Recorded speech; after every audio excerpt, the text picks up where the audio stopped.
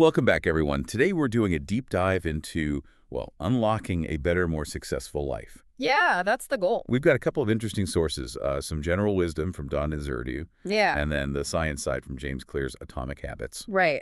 And our mission here is really to pull out the practical stuff for you. How do you actually build that foundation for success? Make it real, not just theory. Exactly. Turning aspirations into, actual reality. So Don Izerdu points out that youth is this really decisive time. Shape your future then. Yeah. And it stresses continuously challenging yourself. Yes, sustained effort. Not just one big push. And that fits so well with James Clear's whole 1% improvement idea. It sounds small, 1%. Right. But the impact, it's huge over time.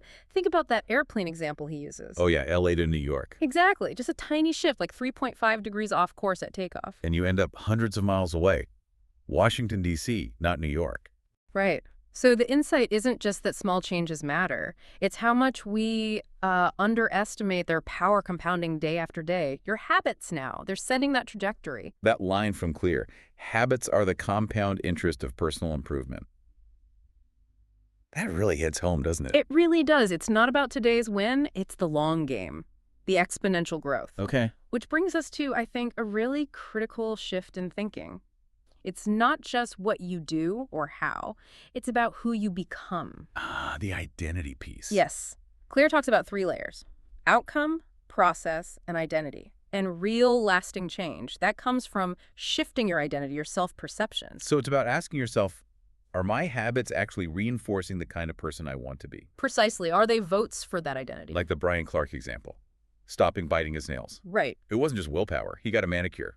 Started seeing himself as someone who, cares for his nails. The identity shifted, so the behavior followed more naturally. It wasn't a constant fight. That connects back to the Dawn News advice, doesn't it? Believe in yourself. Yeah. Don't live by others' expectations. Absolutely. It's about defining that identity for yourself. And then every action is like casting a vote. Want to be a writer? Write something, anything. Yeah. Want to be an athlete? Go for a walk. Do some exercise. Each small action reinforces, yes, I am this type of person. Okay, so identity Yeah. is key. But let's get practical. How do you, actually do this day to day? Well, Clear gives some great strategies. Environmental design is a big one. Making good habits obvious. Exactly. Make them visible. Put the apples on the counter, not hidden in the crisper drawer. Yeah, I tried that. It actually worked. See? Reduce the friction. Make the good choice the easy choice. And he also talks about habit stacking.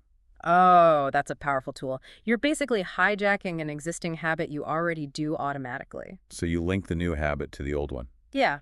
The formula is simple. After my current habit, my new habit, after I pour my morning coffee, I will meditate for 1 minute. It just slots right in. It leverages the momentum you already have. Makes it feel less like starting something totally new and effortful. Which ties into that Dawn News idea of simplify life and focus on the present. Reduce the barriers. Make it easy to take that first step, that first vote. But, okay, here's a question. If you make it too easy, does the habit lose meaning?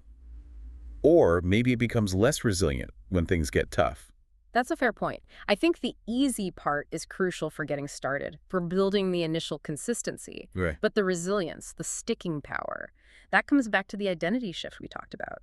If meditating for 1 minute reinforces your identity as someone who meditates, then even when life gets chaotic, that identity helps you get back on track. The ease initiates, the identity sustains. Makes sense. It's not just the action, it's what the action represents about you. Exactly. And speaking of influences, we can't ignore the social side. Ah, right. Clear talks about the Polgar sisters, chess grandmasters. A fascinating story. Their whole family life revolved around chess. It wasn't just encouraged, it was the norm. Their environment made this incredibly demanding habit seem, attractive and normal. So the people around us, our culture, it shapes our habits profoundly. Hugely. Which makes that Dawn News advice about thoughtful choices in friends and ideas seem less like casual advice and more like strategic habit design. Because we naturally imitate people. We do. People close to us, a majority around us, people we see as powerful or successful.